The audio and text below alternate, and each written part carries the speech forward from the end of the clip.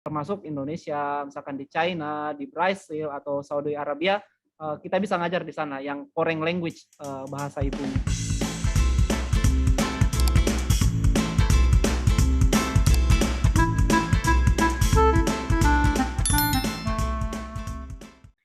Selamat sore sahabat literasi, salam sehat, salam semangat. Terima kasih untuk tetap stay tune di podcast literasi dan komunikasi.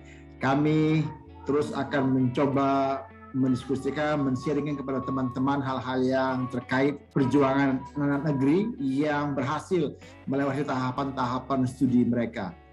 Podcast ini mencoba membicarakan hal-hal yang terkait dengan literasi pendidikan, edukasi, baik itu tentang buku, tentang beasiswa, tentang kampus, juga tentang komunikasi. Komunikasi apa? Komunikasi untuk berbagai hal terkait dengan masyarakat, komunikasi publik tepatnya. Baik itu komunikasi di masa-masa pandemi seperti ini, maupun komunikasi pendidikan dan komunikasi lainnya.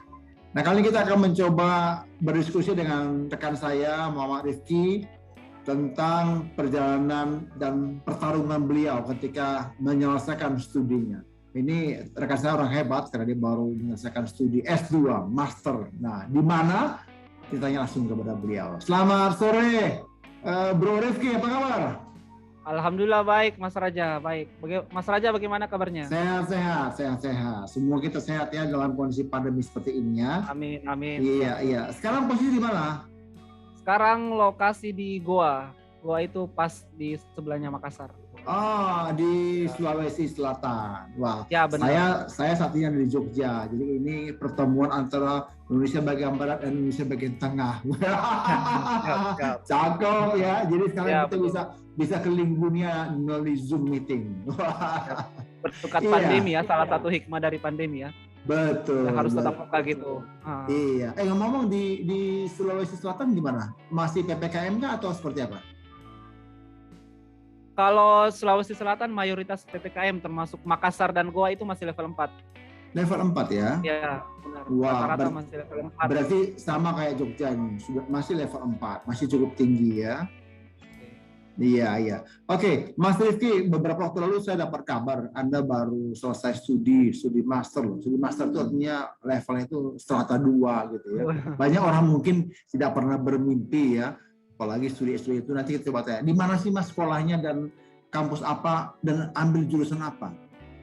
Oke, jadi saya dulu itu ngambil S2-nya di Monash University. Jadi letaknya itu di Melbourne, di Australia.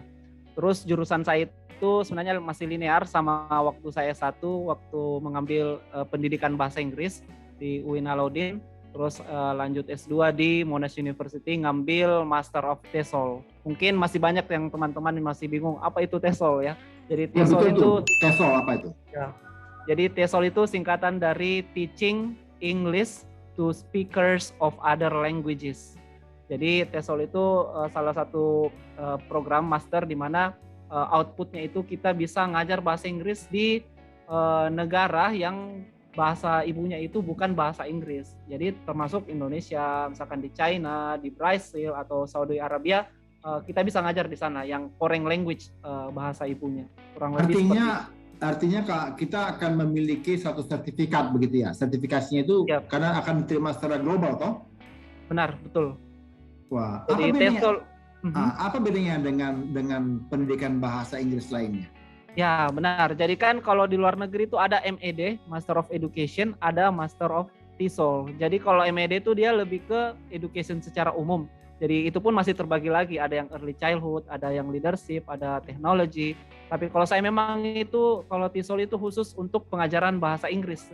Jadi bagaimana metodologinya, bagaimana peserta didiknya, bagaimana membuat rancangan pembelajaran. Jadi memang betul-betul untuk mengajarkan bahasa Inggris kepada non-English speakers begitu, yang bukan bahasa Inggris menjadi bahasa utama mereka atau bahasa ibu mereka. Artinya seorang alumni dari TESOL ini ya, Master TESOL ini memiliki kualifikasi yang bertaraf global begitu ya, karena kan dia akan diterima di seluruh dunia begitu. Betul. Jadi bisa digunakan di negara manapun selama negara itu bukan bahasa Inggris sebagai negara bahasa ibunya. Misalkan kayak Australia, UK, Amerika kan sudah bahasa Inggris ya. Tapi kalau di China, Arab Saudi atau Brasil atau bahkan Indonesia kan itu bahasa Inggris sebagai foreign language atau bahasa asing, makanya sertifikasi TESOL itu bisa digunakan untuk negara yang bukan bahasa Inggris yang bahasa ibunya. Bisa ngajar di mana aja sebenarnya. Wih, keren banget dong kalau gitu. Wow, jadi sahabat literasi kita bertemu salah seorang pemuda atau seorang anak bangsa yang ngeri juga ya, ngeri sedap. Dia punya sertifikasi gitu. Artinya dia bisa mengajar orang-orang asing yang memang tidak menggunakan bahasa ibunya itu bahasa Inggris begitu ya. Wah, sekarang di mana kerjanya Mas Rifki? Sekarang ngajarnya di salah satu madrasah di Goa di Sulawesi Selatan, tingkat SMP. Tingkat SMP ya. Jadi ya. MTS ya? Benar, MTS, Madrasah Sanawiyah. Oh gitu. Apa yang Anda lakukan itu? Apa yang Anda ajarkan? Apakah mengajarkan seperti tadi pengajarannya atau juga linguistiknya atau apa? Oke, jadi di sekolah saya kebetulan itu belajar bahasa Inggrisnya itu 2 kali. Jadi ada mata pelajaran bahasa Inggris. Terus kan di sekolah juga itu ada pelajaran tambahan yang namanya English Practice. Jadi saya mengajarkan 2 mata pelajaran itu, bahasa Inggris yang lebih ke memang ikut kurikulum pemerintah. Terus sementara English Practice itu memang lebih ke praktikalnya, di mana siswa itu bisa mempraktekkan langsung bahasa Inggrisnya. Karena kan kalau bahasa Inggris saja itu biasanya kurang kesempatan siswa untuk mengaplikasikan apa yang mereka pelajari. Jadi di sekolah saya itu ada tambahan mata pelajaran yang bernama English Practice, untuk di mana mereka bisa mempraktekkan bahasa Inggris yang mereka pelajari dengan lebih luas begitu, mempunyai banyak waktu di sana untuk berekspresi menggunakan bahasa Inggris. So you mean they speak English daily? Ya, actually ya, sebenarnya ada juga programnya di mana ada English Day, ada juga Arab Day. Jadi di English Day itu memang betul-betul mereka mempraktekkan bahasa Inggris mereka. Tapi kalau di kelas pada saat English Practice mereka diusahakan untuk menggunakan bahasa Inggris selama proses pembelajaran. Tapi untuk di luar kelas ada program khusus yang memang satu sekolah di mana mereka harus berbahasa Inggris selama seharian seperti itu. Karena ada memang English Day, ada juga kadang Arab Day. Mereka menggunakan bahasa Arab, ada yang menggunakan bahasa Inggris selama 1 hari. Di situ mereka bisa mengaplikasikan apa yang telah mereka pelajari di kelas. Itu hanya sebatas arahan saja atau perintah, atau kemudian kalau dia nggak berbahasa Inggris nih, dia nanti dapat punishment gitu, pakai stick and carrot atau bagaimana? Oke, karena ini masih awal, kebetulan sekolah saya juga masih sekolah baru 2 tahun berjalan, jadi belum ada punishment-nya, tapi kita masih meng-urge, selalu memotivasi siswa untuk menggunakan bahasa Inggris semaksimal mungkin, sebanyak-banyaknya. Jadi mungkin nanti ke depannya kalau sudah mulai banyak, mungkin lebih dari 50% yang cakap bahasa Inggris, baru kita mulai aplikasikan, mungkin ada punishment-nya, mungkin kalau ada yang pakai bahasa Indonesia pada saat English Day seperti itu. Itu gimana kalau gurunya gimana? Ntar gurunya pakai bahasa Makassar lagi. Termasuk gurunya, benar. Termasuk gurunya juga wajib. Jadi kalau English Day wajib guru dan siswa dan SDM, semua SDM di madrasah itu pakai bahasa Inggris. Kalau Arab Day semuanya wajib pakai bahasa Arab. Ya kan nggak lucu aja gitu kan, nanti muridnya nanya, "Sir, excuse me sir, apa Ki? Kau nanya apa?" gitu. Ya benar. Betul. Jadi gurunya juga diharapkan untuk bisa minimal dasar-dasar bahasa Inggris dan bahasa Arab. Jadi kurang lebih seperti pesantren ininya, sistemnya kan, di mana biasa ada English Day, ada Arab Day, seperti itu. Oke, berarti kalau menurut Mas Rifki, dengan pola yang diterapkan seperti ini, seberapa besar minatnya siswa untuk mempelajari bahasa Inggris? Artinya kan ini kan dikondisikan ya, mereka akan ada hari English Day, kemudian juga ada kegiatan-kegiatan lain yang memang mengharuskan mereka untuk praktis gitu ya. Itu seberapa besar kira-kira tuh dampaknya pada peningkatan kemampuan bahasa Inggris siswa? Ya, saya pikir sangat besar ya, karena biasanya salah satu faktor utama di mana bukan hanya di sekolah, tapi orang Indonesia secara umum itu susah berbahasa Inggris karena mereka tidak punya wadah untuk mempraktekkan bahasa Inggris mereka kan. Beda kalau misalkan di Malaysia atau Singapura itu kan bahasa Inggris itu second language ya, jadi bahasa pengantar di sekolah atau bahkan di kantor-kantor. Kalau di Indonesia kan dia foreign language alias bahasa asing. Jadi mereka biasanya belajar bahasa Inggris teori, tapi mereka tidak punya teman atau waktu atau daerah atau wilayah di mana mereka bisa mempraktekkan bahasa Inggrisnya. Jadi selama di sekolah mereka bisa mempraktekkan bahasa Inggrisnya pada saat English Day, dan bahkan pelajaran bahasa Inggrisnya itu ditambah jadi 2 kali lipat. Kalau di Indonesia mungkin lebih pada additional language ya, jadi bisa pilihan ya, tambahan ya, boleh ditambah, nggak boleh juga nggak ditambah begitu ya. Itu kemudian membuat minatnya kurang ini ya, kurang exciting begitu ya. Ya betul. Oke, nah kalau menurut Anda kalau di Indonesia sangat-sangat terbatas. Sangat terbatas ya. Oke, kemarin ketika menyelesaikan studi master, itu Mas Rifki menulis tentang apa nih Mas? Boleh dong sedikit cerita? Oh iya, jadi kebetulan waktu di Monash itu di situ agak unik sebenarnya di Monash. Jadi kalau kita kuliah di luar negeri itu kita dikasih 2 pilihan, mau ngambil coursework atau by research. Jadi coursework itu artinya kita kuliah semester 1 sampai semester 4 itu ngambil mata kuliah aja, sampai semester 4 nggak meneliti langsung selesai. Tapi saya waktu itu ngambil pilihan yang kedua, yaitu by research. Artinya di semester 1, 2, 3 itu ngambil mata kuliah, semester 4 itu ngambil research. Sebenarnya mini research, jadi nggak terlalu major begitu ya, nggak terlalu banyak, cuma sekitar 10.000 kata. Dan waktu itu saya meneliti tentang penggunaan teknologi dalam pembelajaran. Jadi kebetulan waktu itu kan masih belum pandemi ya Mas, jadi dan saya berdasarkan pengalaman saya di Monash, karena di sana itu sudah sangat-sangat ini ya, advance penggunaan teknologi dalam pembelajaran. Jadi kita itu di sana di Monash pakai LMS, jadi di mana mereka pakai sistem blended learning, di mana dia menggabungkan antara online dan offline. Jadi kadang kita seminggu online, seminggu offline. Jadi itu yang ingin saya teliti. Kebetulan waktu itu saya meneliti sebenarnya di Indonesia, di salah satu sekolah di Indonesia yang menggunakan IT, yaitu salah satu sekolah di Makassar. Kebetulan jadi waktu itu saya dari Australia balik ke Makassar mencari sekolah yang menggunakan IT atau teknologi dalam pembelajaran. Jadi kurang lebih seperti itu. Jadi saya meneliti tentang apa saja kendalanya, apa saja keuntungannya menggunakan teknologi dalam pembelajaran. Dan walhasil kebetulan sekarang ini kan pandemi ya. Jadi dulu itu saya meneliti bahkan sebelum pandemi penggunaan Google Classroom di salah satu sekolah. Sekarang kan mungkin karena adanya pandemi baru semua ya, baru sekolah-sekolah menggunakan learning management system. Salah satunya itu misalkan kayak seperti Edmodo, Google Classroom, dan lain-lain. Tapi sebenarnya jauh sebelum itu sudah ada beberapa sekolah sebenarnya yang berbasis teknologi yang sudah menjalankannya. Jadi itu yang saya teliti Mas, apa saja kelebihan dan kekurangannya. Berarti Mas Rifki ini visioner ya? Anda ini bisa melihat sesuatu yang orang lain nggak lihat begitu ya? Itu seperti apa kira-kira? Kalau dibandingkan dengan sistem yang dulu kita terima, sistem itu luring ya, kita kan selalu ketemu, pagi-pagi datang, sekolah, lalu pulang, besok lagi begitu, berlanjut setiap minggu begitu setiap harinya gitu kan. Nah dibandingkan dengan, berarti kan itu bisa disebut dengan hybrid system gitu ya, hybrid ya. Benar, hybrid atau blended gitu kan, iya blended ya, artinya ada yang luring, ada yang daring. Itu kalau boleh dikomparasi, apakah Anda melakukan komparasi antara yang luring saja atau yang hybrid?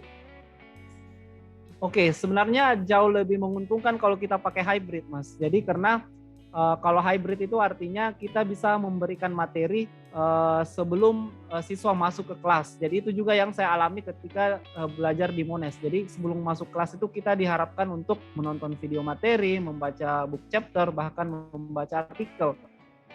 Sehingga ketika siswa masuk ke kelas itu mereka nggak blank apa yang akan dipelajari. Jadi kalau kita sudah memberikan materi sebelum masuk kelas, artinya siswa dia get ready ya, dia sudah siap. Guru bisa memanfaatkan waktu di kelas itu untuk lebih kan, jadi seperti itu.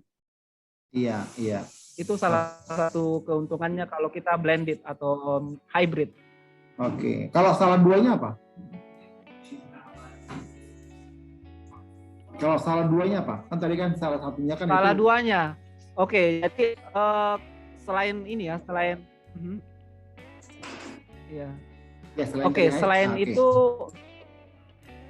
itu orang tua siswa juga bisa langsung memonitor progres siswanya. Jadi di sains saya teliti waktu itu orang tua juga bisa memantau tugas-tugas siswanya. Apakah siswanya sudah anak-anaknya telah mengerjakan tugasnya, dan bahkan dia bisa tahu berapa skor dari yang didapatkan oleh siswanya dari learning management systemnya.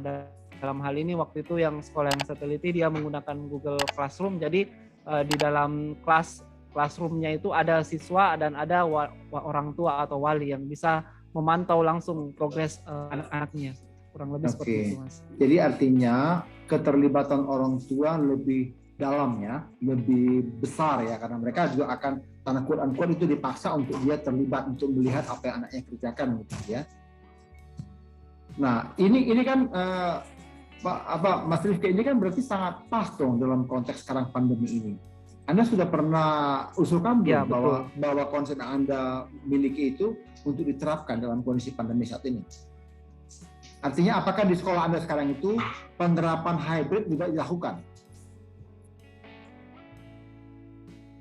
Iya, jadi karena berhubung masih PPKM, jadi kita memang dan kebetulan pakai Google Classroom sama dengan sekolah yang saya teliti dulu. Jadi kita mengirimkan materi di Google Classroom. Terus kita juga menggunakan WhatsApp di grup untuk memberikan kalau ada pertanyaan bisa ditanyakan di WhatsApp. Terus nanti tugasnya juga di Google Classroom. Jadi siswa itu menonton materinya dulu, terus mengerjakan tugasnya, terus kalau ada yang kurang jelas nanti ada tanya jawab di grup WhatsApp. Begitu, Mas, prosesnya. Iya. Saya mau tanya dulu nih, saya kok agak curiga juga saya ini. Itu kemarin waktu risetnya di Makassar, jangan-jangan sekolah yang sekarang. Apanya itu? Bukan. Bukan, karena sekolah saya sekarang ini kan baru dibangun 2019. Sekolah yang saya meneliti dulu kan 2018. Benar. Saya kuliahnya di Monash itu 2016, dapat LPDP sampai 2018. Karena DOC kan 2 tahun. Sebentar, Anda tadi sebutkan LPDP, berarti Anda dibiayai oleh LPDP? Ya, betul. Jadi saya LPDP itu yang lembaga pengelola dana pendidikan. Betul. Lembaga gimana? Gimana tuh? Itu besar sekali tuh biaya kalau Australia itu. Kok bisa dapat? Jadi waktu itu kebetulan saya sering bergaul dengan teman yang memang sering mencari beasiswa begitu kan. Jadi kebetulan ada teman yang memang ini sangat-sangat ingin kuliah di luar negeri meskipun istilahnya mereka kurang mampu begitu kan. Jadi ada beberapa teman yang dari awal memang S1 sangat-sangat ingin kuliah di luar negeri. Jadi sering mengajak saya belajar gitu ya. Ayo belajar TOEFL sama-sama. Terus udah sampai 550, ayo belajar IELTS, terus sampai dapat 6,5, terus diajak daftar juga. Jadi saya berdasarkan ajakan teman, saya juga jadi semangat itu untuk daftar beasiswa. Dan alhamdulillah waktu itu saya punya study group sekitar 5-6 orang itu kita semuanya lulus dapat beasiswa. Jadi berawal dari ajakan teman itu bikin study group, ternyata bisa barengan gitu ya, bisa keluar negeri. Itu berarti ajakan malaikat ya, bukan ajakan setan ya, bukan ajakan setan. Iya betul. Iya benar. Jadi tergantung temannya ya. Kalau kita berteman sama pemburu beasiswa, kita juga bisa dapat beasiswa ya. Jadi tidak memandang latar belakang ekonomi, tidak ada. Jadi semuanya bisa mempunyai kesempatan untuk mendapatkan beasiswa.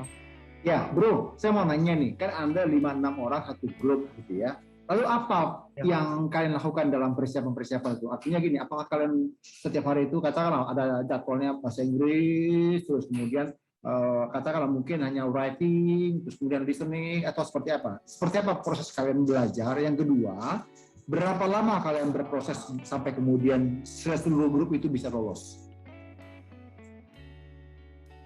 Oke, jadi kayaknya waktu itu kita setahun lebih ya. Jadi setelah lulus tahun 2013 kita bikin study group kecil-kecilan selama kurang lebih setahunan. Jadi waktu itu kita sempat dapat juga beasiswa pelatihan dari Kemenak sebelum dapat LPDP untuk belajar IELTS. Jadi waktu itu saya dapat kesempatan belajar IELTS itu di ILF Bali untuk pelatihan belajar IELTS. Jadi setelah mempelajari TOEFL, setelah mempelajari IELTS, kami ini dapat kesempatan juga beasiswa untuk pelatihan IELTS di Bali. Ada yang di Jakarta, ada yang di Surabaya waktu itu. Jadi kurang lebih waktunya grup kecil nih semua dapat. Ya, benar. Wow. Yang grup kecil itu rata-rata dapat semua. Jadi waktu itu kebetulan program pembibitan alumni namanya ya, khusus dari Kementerian Agama untuk alumni UIN Alauddin PT AIN. Jadi yang UIN, STAIN atau IAIN bisa daftar di situ waktu itu, dan alhamdulillah dapat. Jadi waktu itu karena sudah belajar sering, kurang lebih setahun belajar TOEFL, belajar IELTS, jadi pada saat tes untuk mendapatkan beasiswa murah scholarship namanya itu, alhamdulillah dapat skor 6, di situ dapat kesempatan untuk belajar di Bali selama 3 bulan waktu itu. Wih, keren banget ya. Nah, kan selama Anda tadi bilang selama setahun persiapan, nggak bosan, bro? Oke. Jadi kenapa agak lama? Karena waktu itu juga kan sambil full time kerja. Jadi saya ngajar dari 2013 itu ngajar di kursusan sampai sekitar 2016. Jadi pagi sampai sore, bahkan sampai malam itu kita biasa ngajar. Terus biasanya bahkan ngajar jam sampai setengah 9, jam 9 itu kita lanjut belajar lagi dengan study group sampai jam 11 malam, bahkan sampai jam 12 malam. Termasuk malam minggu waktu itu, saya ingat banget, malam minggu orang lain pada kemana gitu kan, kita malah belajar IELTS sampai jam 12 malam. Jangan-jangan nih grup jomblo lagi nih. Ya betul ya, sambil curhat juga sebenarnya sih. Oh gitu ya. Tapi alhamdulillah semuanya bisa bareng-bareng keluar negeri. Nah itu berarti kan 5 atau 6 orang? 6 orang? Iya betul, sekitar 5-6 orang. Oke, itu ke Australia semua atau kemana? Sekolahnya? Ada 3 orang itu ke Australia, bahkan sama kampusnya, bahkan saya punya teman yang sama S1-nya sama juga S2-nya, teman sekelas waktu S1, teman sekelas juga waktu S2 di Monash, kami bertiga. Terus ada satu teman yang di UK, terus malah ada satu itu udah mau lanjut S3 lagi nanti di Amerika di Fulbright. Wih, keren. Ya, semoga bisa ketularan lagi S3-nya nanti sama karyawannya. Jadi sahabat literasi, tadi Mas Rifki sampaikan bahwa ada grup kecil yang mereka bentuk untuk sama-sama belajar. Ini orang-orang yang tanda petik ya, orang-orang yang gila belajar gitu kan. Udah selesai kerja pun nggak capek ya, karena sama-sama jomblo juga. Benar. Gitu ya. Tapi mereka memanfaatkan itu untuk saling belajar ya. Ini hal yang menarik juga. Jadi sahabat literasi juga bisa bentuk nanti semacam small group gitu ya, beberapa orang gitu sama-sama belajar. Ya belajar ya, bukan kemudian kebanyakan curhatnya. Kan biasanya begitu ya, Mas Rifki. Benar. Kalau kita kumpul gitu kan, biasanya kan belajarnya cuma setengah jam, curhatnya bisa 4-5 jam. Benar. Jadi mungkin kita rubah gitu. Ini satu tekad yang kita perlu sama-sama pelihara. Oke Mas Rifki, wah menarik ya. Jadi Anda katakan persiapan setahun. Persiapan setahun itu bukan waktu yang cepat loh sahabat literasi. Itu waktu yang kalau diikuti setiap hari itu 365 hari itu lumayan juga ya, mabuk juga, boring juga ada. Ada pernah alami boring nggak Mas Rifki? Ya, sempat beberapa kali sih, namanya juga ini ya, semangat atau motivasi kita pasti sering up and down. Jadi disitulah guna atau fungsi teman-teman kita saling memotivasi. Kadang saya yang lagi malas atau bosan, disemangati sama teman, ayo semangat. Terus kadang teman juga yang bosan, saya lagi yang semangati teman. Jadi kita saling menyemangati, saling menguatkan begitu Mas. Jadi kalau sendiri kan pasti bosan terus nggak ada yang menyemangati, kan bisa-bisa malah tiba-tiba ini putus asa begitu kan mengejar beasiswa. Jadi usahakan ada minimal teman atau bahkan kelompok kecil di mana kita bisa saling menyemangati untuk mendapatkan beasiswa. Wah, menarik sekali ya. Jadi Mas Rifki itu 2 tahun di Australia, sekarang kembali ke Goa membangun kota daerah kelahirannya. Anda lahir di Goa ya? Bukan Mas, saya lahirnya itu di Sinjai. Oke. Besarnya di Makassar, sekarang tinggal di Goa. Tapi darahnya. Tapi orang kalau sebut daerah lain, ya benar. Kalau kita sebut daerah lain mungkin nggak ada yang tahu. Jadi biasa kalau nanya bilang aja dari Makassar, gitu. Pasti langsung oh ya Makassar. Kalau kita bilang sebut Sinjai, Bulukumba, Bone mungkin masih agak kurang orang yang tahu ya. Jadi bilang aja Makassar. Iya, betul. Oke, menarik sekali ya. Kita diingatkan lagi untuk tetap belajar dan terus belajar. Anda boleh bermimpi sahabat literasi, tapi kemudian untuk mewujudkan itu banyak cara. Pertama-tama tadi yang disampaikan oleh Mas Rifki adalah bentuk small group yang terdiri dari orang yang memang ya gila belajar gitu. Karena orang gila sama gila itu kan ketika bertemu itu jadi malah lebih terbakar lagi semangatnya untuk bisa belajar lebih baik. Itu hal yang menarik ya. Yang kedua, Anda pernah gagal nggak Mas Rifki mendapatkan beasiswa? Oke. Ya, jadi sempat beberapa kali saya daftar. Jadi sebenarnya nggak instan dapat ini ya, dapat LPDP. Jadi waktu masih kuliah, bahkan saya 2012 saya pernah coba daftar beasiswa Fulbright pertukaran pelajar, dan alhamdulillah waktu itu gagal. Terus waktu 2013 tahun berikutnya daftar lagi, daftar lagi ke Menak yang waktu itu pembibitan alumni juga, dan gagal lagi. Jadi baru di percobaan ketiga daftar LPDP baru lulus. Jadi nggak instan. Jadi memang harus butuh proses yang ini ya. Biasanya kalau ada yang langsung lulus itu memang agak kasuistik ya, misalnya agak jarang. Biasanya kita harus melewati dulu beberapa kegagalan terus bisa dapat beasiswanya. Ya, Mas Rifki, saat ini itu ada banyak teman-teman yang punya mimpi besar untuk bisa sekolah tinggi ke luar negeri gitu kan. Itu kan impian banyak orang gitu ya. Apalagi kalau kemudian gratis atau alias dapat beasiswa gitu. Nah, tapi ketika bicara tentang sekolah tinggi dengan teman-teman tuh melihat ekonomi keluarga yang minim, itu banyak yang kemudian langsung lemas gitu ya, udahlah aku nggak bisa begitu ya, nggak mungkin lah ya, orang tua aku ya susah, apalagi dalam kondisi pandemi begini kan, mungkin orang tuanya sudah kena PHK, juga makan susah begitu kan. Itu apa yang mau Anda sampaikan ke teman-teman itu supaya mereka akhirnya bisa melihat bahwa ini sebenarnya real kok, Anda tuh real bisa dapat beasiswa itu, Anda juga berjuang. Apa yang mau Anda sampaikan Mas? Oke, jadi sebenarnya beasiswa itu sangat-sangat mungkin didapatkan oleh seluruh orang ya. Bahkan mungkin ada beberapa beasiswa termasuk LPDP yang malah memfokuskan kepada ini kan, area yang misalkan yang tertinggal, atau bahkan mungkin juga untuk yang kurang mampu. Jadi banyak sebenarnya. Dan sebenarnya semua punya kesempatan selama teman-teman itu bisa menguasai bahasa Inggris sebenarnya. Jadi baik teman-teman mau daftar beasiswa dalam negeri maupun luar negeri, selama teman-teman bisa menguasai bahasa Inggris, saya rasa itu tinggal masalah waktu untuk bisa mendapatkan beasiswa. Misalkan kalau teman-teman sudah punya minimal TOEFL 500 misalkan, pasti kalau daftar itu kan salah satu ini persyaratan untuk mendapatkan S2 dalam negeri. Jadi kalau sudah dapat TOEFL 500, coba aja terus daftar beasiswa, pasti bakalan dapat. Kalau mau keluar biasanya LPDP itu IELTS 6,5 ya. Jadi kalau sudah punya IELTS 6,5, pasti tinggal tunggu waktu akan keluar negeri. Dan bukan cuma LPDP, beasiswa lain juga begitu ya. Bahkan kalau AAS itu bahkan biasanya lebih rendah standarnya, mungkin 5,5 atau 6 atau yang lain akan Fulbright. Selama teman-teman mau belajar untuk memenuhi persyaratan beasiswa, saya kira tidak ada yang tidak mungkin buat teman-teman ya, terlepas dari ketersulitan ekonomi.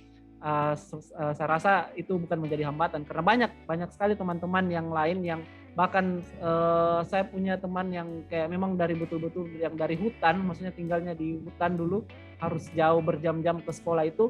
Alhamdulillah saya ketemu di sana banyak sekali teman-teman yang kurang mampu dan bisa studi sampai ke luar negeri, ke Australia. Jadi ketemu dari hutan itu ketemu di Australia begitu. Ya Mas, dari hutan, mereka dari hutan. Ya, saya ketemu kebetulan waktu di Australia. Saya bukan, maksudnya ya dia katanya waktu di Sumatera itu dia kalau ke sekolah harus ya, ini ke pelosok gitu lah ya, tinggal di pelosok. Tapi kemudian dia bisa menembus sekolah, dapat beasiswa ke Australia dulu ya. Benar, betul. Wah, menarik sekali. Ya, sahabat literasi, ada satu teman kita dari Manchester University di Inggris itu kemarin juga bercerita bahwa ada satu mahasiswa yang masuk di University of Manchester itu dari keluarga yang sangat tidak berada. Ayahnya adalah seorang tukang becak. Waktu dia cerita itu dia juga bernaar mata karena dia bilang, wah ini saya melihat itu malu, karena malu artinya gini, malu untuk tidak semangat lebih terus ya. Jadi keadilan Tuhan itu memang disebar ya kepada kita gitu. Teman-teman yang sama literasi mungkin punya semangat tinggi, jangan terus minder ketika ketemu dengan orang tua Anda yang mungkin belum sebaik dari teman-teman lain. Tapi semangat kita untuk belajar itu akan bisa memperbaiki ekonomi itu di kemudian hari. Begitu ya Mas Rifki ya?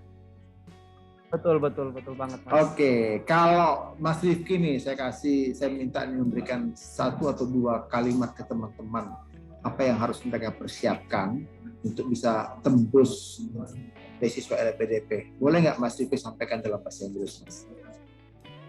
Kita tes nih. Oke, so ya, oke. Siap. Monggo. Okay. So if you wanna get scholarship, there are several things that you need to prepare. So first thing is I think the experience. I mean you have to have experience when you are studying. Like you have to be active in organization. Jadi harus aktif di organisasi. And also you have to contribute to the society. Jadi kita juga harus berkontribusi kepada masyarakat. Nah, even though your contribution is very small, bahkan kalau kontribusinya itu sedikit apapun, tapi itu concrete, I think it's much better ya daripada rather than if you just boasting about something that is impossible. Jadi like what I said when I was interviewed by the interviewer in LPDP, so I said the literacy in Indonesia is very low. Jadi angka literasi di Indonesia sangat-sangat rendah ya, minat, especially the reading habits. That's what I wanted to fix when I studied abroad. So when I went back from Australia, I want to improve the reading literacy of Indonesian people. Jadi at the time I told the interviewer that I want to make a library where many students want to read the books, because I think based on my experience, only a few students who are interested in reading books begitu. Sangat-sangat rendah atau sangat-sangat minim minat baca anak-anak di Indonesia, especially nowadays. Sangat because the advance of technology, perkembangan teknologi itu students are more interested in using their gadgets ya for playing games, untuk bermain game. Jadi saya sangat-sangat ingin membuat perpustakaan di mana dan ingin menarik minat anak-anak untuk membaca gitu ya, untuk meningkatkan literasi mereka. Itu yang small thing that I told to the examiners, bahwa saya ingin buat seperti ini, meskipun itu hal yang mungkin tidak terlalu besar, tapi dampaknya itu nyata begitu untuk kemajuan anak-anak didik di masa yang akan datang begitu, meningkatkan daya minat bacanya anak-anak. Kurang lebih seperti itu, Mas. Wah, menarik sekali. Sahabat literasi, ini pembelajaran penting bagi kita di tengah-tengah banyaknya konsep digitalisasi yang masuk ke dalam kasana pikiran masyarakat ya, baik yang masyarakat generasi A atau X atau Y atau Z dan milenial saat ini. Kita diingatkan lagi bahwa membaca itu menjadi kunci penting yang kita tidak boleh tinggalkan. Membaca itu bisa melalui buku, bisa juga melalui gadget ya. Tapi yang penting adalah bagaimana kita membaca terus meningkatkan kemampuan literasi kita supaya kita lebih memiliki perspektif luas dalam memahami berbagai permasalahan begitu. Jadi sahabat literasi, bagi Anda yang ingin menanyakan sesuatu silakan hubungi kami melalui nomor dan juga web media sosial di layar ini. Kami akan mencoba berkomunikasi dengan Anda setelah Anda menyampaikan kepada kami beberapa pertanyaan Anda. Ya, kepada Mas Rifki, terima kasih sekali sudah memberikan waktunya. Ini menjadi pembelajaran penting bagi kita. Bagaimana sebagai anak bangsa kita berkontribusi lebih baik lagi. Sekecil apapun yang kita kerjakan, itu menjadi satu hal yang berarti bagi masyarakat Indonesia yang lebih baik. Harapan saya makin banyak muncul nanti Muhammad Rifki lain di daerah Goa dan tempat Anda tinggal yang memanfaatkan fasilitas pembelajaran yang Anda lakukan, beri Anda muncul lagi manusia yang lain yang mengerti dan mau berbagi pada orang lain. Jadi akhir kata kami dari podcast Literasi Komunikasi mengajak teman-teman semua sahabat literasi untuk subscribe, lalu klik like dan share ke teman-teman supaya melalui podcast ini kita bisa men-sharingkan hal yang kecil. Kami harapkan sih sebenarnya paling nggak teman-teman yang dulunya belum tahu apa sih beasiswa, seperti apa sih, nah mereka langsung ketika nonton acara ini mereka langsung ini ada orangnya tuh, dia kemana, dia ke sana, dia ke Amerika kemana begitu. Nah, itu memunculkan satu stimulasi yang bisa membangkitkan semangat belajar dan yang lebih tinggi begitu. Ya, jadi terima kasih Mas Rifki untuk waktunya. Salam sehat, salam untuk keluarga. Sama-sama Mas Raja. Iya, sahabat literasi, saya juga mengucapkan terima kasih. Saya Raja Nepit 10 pamit undur. Salam sehat.